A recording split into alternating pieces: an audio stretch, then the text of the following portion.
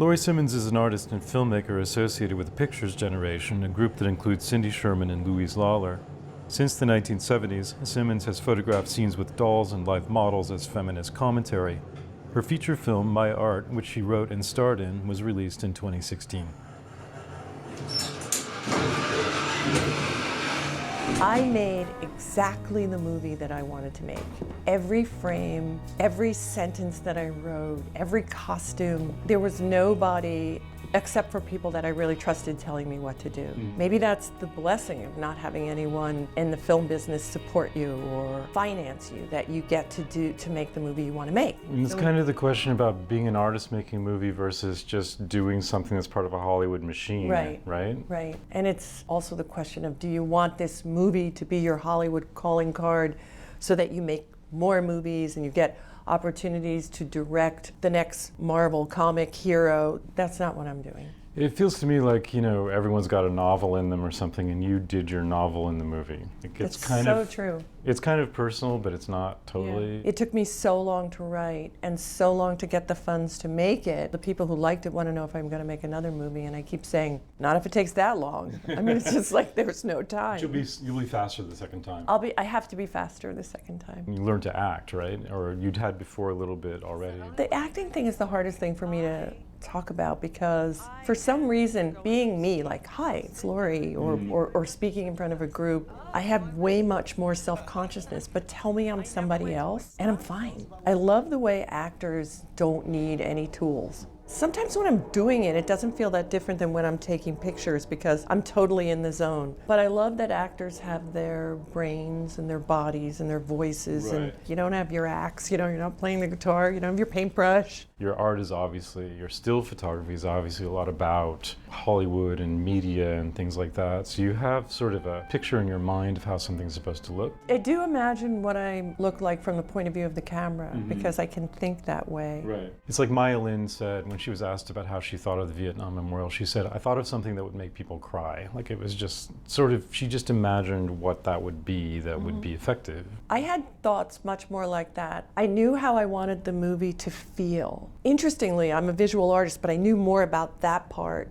than I did about how it was going to look. I think having ideas as you get older, it becomes harder. Feeling inspired by life becomes harder, especially if you've settled in some way, if you've had a long-time partner, if you live someplace, if you've done things. What I see in your career is very interesting. You've had kind of a renaissance of your series, The Eyes Closed, How We See. It's based on things, tricks that we've seen surreals do and things. But it was not my idea. But it was completely original and completely monumental as a statement. That's so nice to hear, but it makes me think about how, as an artist, you have to keep raising the bar. And I live with a painter, my husband Carol Dunham, who's constantly challenging himself. He always says that he lets the paintings tell him what to do. And we've always both shared the idea that boredom or complacency is evil. There has to be some sort of benefit for toiling all of those years and not getting the kind of commercial compensation you see some of your friends get. The art market favors youngsters, honestly. Everyone's looking for hot young things, and they have a peak and then it kind of goes away maybe, but... Well, one of the things that my husband also said is if you could make it through mid-career, you can be working for a long time. And I remember I had my first show when I was 29 at Artist Space, and I remember thinking it was like a game show. There are two doors. One door is money and one door is critical response. And I was written about in the Village Voice. It was by Ben Lifson the first time I saw my name in print. And I regret to this day that I chose the critical door, but I did because I thought, I want to stay current in some way, meaning I want to stay in people's awareness. I want them to know what I'm doing. And what I was really saying is I want to be around for a really long time and make my art. It's a longer term plan, I think. It's a long-term plan. But it only works if you're good at it. Getting back to How We See, what is it about still images that are still so compelling? There's something about looking at those pictures that's fascinating. It's not just the technical trick. I'm really committed to not telling a story in my pictures. What I love about stills, it's like being able to capture so much in one image and knowing, intuiting what size to make it and how to frame it. I mean, I think about it a lot as an object.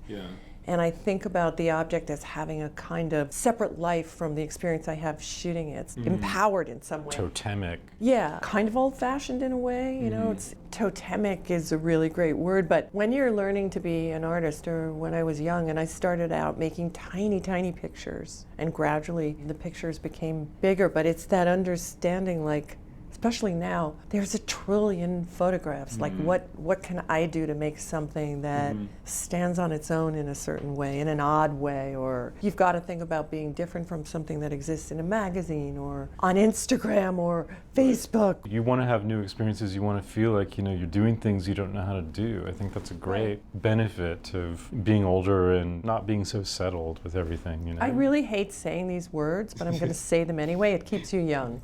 And I feel like that's true in terms of having children, like the things that I learn or the ways, and young people working in the studio. I vowed when I was a younger artist that I would age into being an older artist and be really open to what younger artists were doing, because I kind of categorized older artists that I met into two groups. This is going to sound narcissistic. The ones that were interested in me and the ones that weren't. Right. The ones that were kind of afraid of me and the ones that were really curious. So much of it is distorted now, like visual evidence, documentary photography is so distorted by the context, the circulation of images. We're overloaded by it. So much of it is fake and false. And it's just a great way to just decide that anything... Dismiss it. Yeah, just dismiss anything you want to dismiss. My father was a dentist in one little office connected to our house, and I used to sit there and read Life and Look magazine. So I was little and the magazine was like this big, Beautiful photo essays, magazines that invited that sort of... storytelling through pictures. Through the pictures. And that was a way for me, a little girl on Long Island in Great Neck, to understand what was going on in the South, what was going on with civil rights, what was going on in Russia, what Khrushchev looked like, all of these really amazing things. That's gone. How do you be the age that you are or that I am? And you don't have to stay current in ridiculous ways. But there are ways to really feel like you can plug what you do into a contemporary world. I don't know what else to say. You can figure out how to grow with what's around you. Don't fight it. Right, yeah. I mean, the things worth fighting, we agree about.